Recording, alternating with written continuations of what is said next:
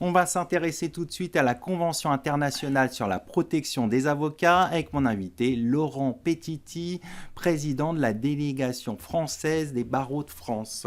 Laurent Petiti, bonjour. Bonjour Arnaud. On va décrypter ensemble les enjeux de la Convention internationale sur la protection des avocats, conclue sous l'égide du Conseil de l'Europe.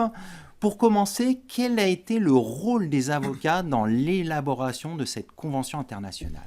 Alors, dans le cadre de l'élaboration de cette convention que nous pouvons appeler internationale, puisqu'elle a vocation à devenir universelle, elle a été négociée au sein du Conseil de l'Europe, au sein des 46 États membres du Conseil de l'Europe, mais il est bien clair que l'objectif affiché, c'est évidemment d'obtenir le plus grand nombre de signatures et de ratifications, sachant que cette convention est ouverte également aux États tiers. Alors le rôle des avocats a été véritablement important puisqu'il s'agit d'acteurs à protéger, d'experts qui ont été consultés et de parties prenantes qui ont joué un rôle dans l'élaboration de cette convention.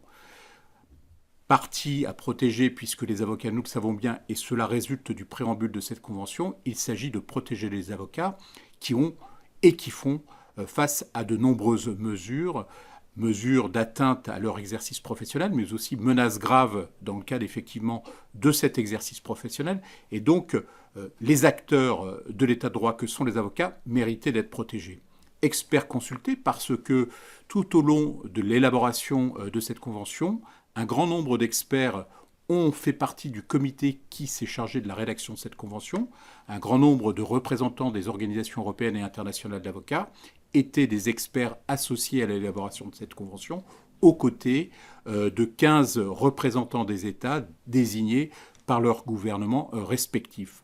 Ensuite, évidemment, dans le cadre de cette convention, il faut aussi envisager un mécanisme de surveillance qui protège effectivement l'application par les États de cette convention.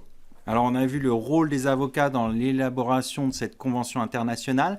Quel est le but de cette convention internationale sur la protection des avocats ? Alors le but de cette convention est rappelé à l'article 1er de la convention. Il s'agit évidemment de renforcer le rôle des avocats à travers une protection qui puisse être la plus forte possible, parce que l'enjeu de cette convention, c'est évidemment d'ajouter une plus-value aux instruments déjà existants. Nous le savons, il y a de nombreux instruments, les principes de base de La Havane, sur lesquels s'appuient de nombreux avocats dans le cadre effectivement de procédures qui sont initiées devant les juridictions nationales et internationales, des recommandations, mais aussi nos principes essentiels qui sont déclinés dans les différents pays de l'Union européenne et du Conseil de l'Europe. Et il s'agissait effectivement de renforcer ces garanties. Alors, certes, il s'agit d'une codification, mais d'une codification qui effectivement est la résultante de 46 États qui ont des traditions juridiques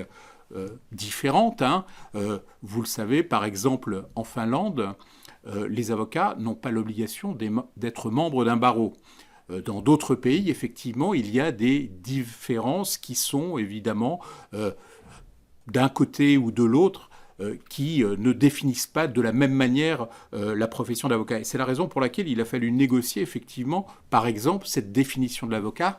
Qu'est-ce qu'un avocat au sens de la Convention du Conseil de l'Europe ? Faut-il renvoyer évidemment à une définition nationale de l'avocat ou faut-il trouver une définition qui soit commune à 46 États ? Et vous le voyez bien, dans le cadre de cette élaboration de cette Convention, nous nous sommes heurtés parfois à des contradictions, à des différences entre les États anglo-saxons et les États du sud de l'Europe, et il a fallu trouver un dénominateur commun. Voilà.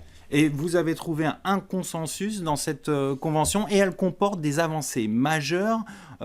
Quel est l'apport principal de cette convention ? Alors, l'apport principal de cette convention, c'est évidemment de conventionnaliser des principes existants.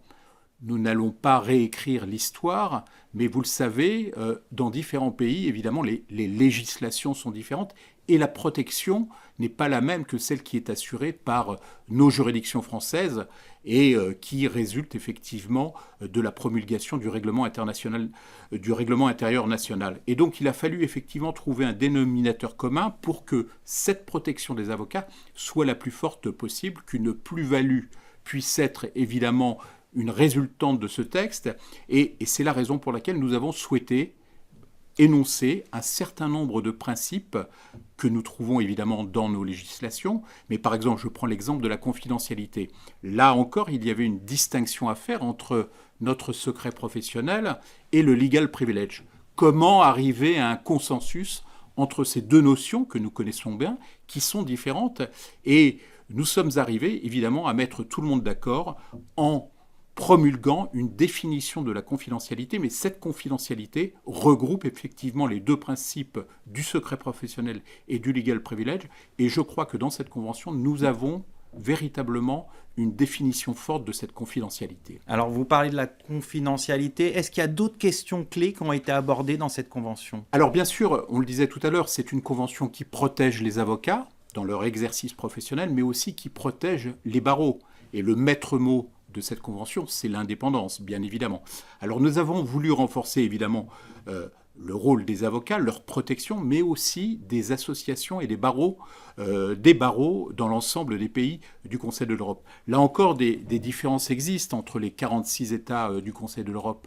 L'appartenance à un barreau n'est pas forcément obligatoire dans un des pays du Conseil de l'Europe. Dans certains pays, il y a des barreaux concurrents. Comment faire la synthèse entre ces différences qui existent au sein des 46 ? Et nous sommes tombés d'accord sur des principes qui ont été reconnus unanimement, à savoir que cette indépendance des professions, cette indépendance des barreaux doit être la plus forte possible, et leur contribution à la vie démocratique me semble aussi un élément très très important de cette convention. Alors, on va venir à un point qui est important. C'est une fois qu'on a cette convention, ce qui importe, c'est la mise en œuvre de cette convention internationale. Qu'est-ce qui est prévu pour le suivi de cette convention? Alors, vous avez tout à fait raison. Dans les conventions du Conseil de l'Europe, les 225 conventions du Conseil de l'Europe, c'est la 226e convention du Conseil de l'Europe, mais c'est la première qui concerne une profession. Et dans toutes ces conventions du Conseil de l'Europe, vous avez un mécanisme de surveillance, qu'on appelle en anglais le monitoring, qui permet effectivement de veiller et de surveiller l'application par les États des dispositions de la Convention. Alors, le nom qui a été trouvé pour ce dispositif de surveillance, c'est le GRAVO, c'est-à-dire le groupe d'experts sur la protection de la profession d'avocat.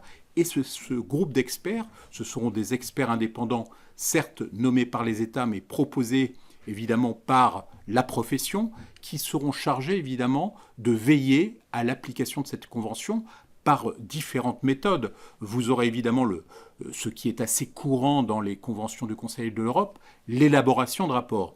Alors ces rapports proviendront évidemment, tout en fait les informations qui seront contenues dans ces rapports proviendront des associations professionnelles, des associations de défenseurs des droits humains, et il appartiendra ensuite effectivement à ce groupe d'experts, effectivement, de finaliser ce rapport pour ensuite le transmettre aux États. On va conclure là-dessus. Merci Laurent Petiti. Je rappelle que vous êtes président de la délégation des barreaux de France. Tout de suite, l'émission continue. On va parler du Data Privacy Framework et des transferts de données vers les États-Unis.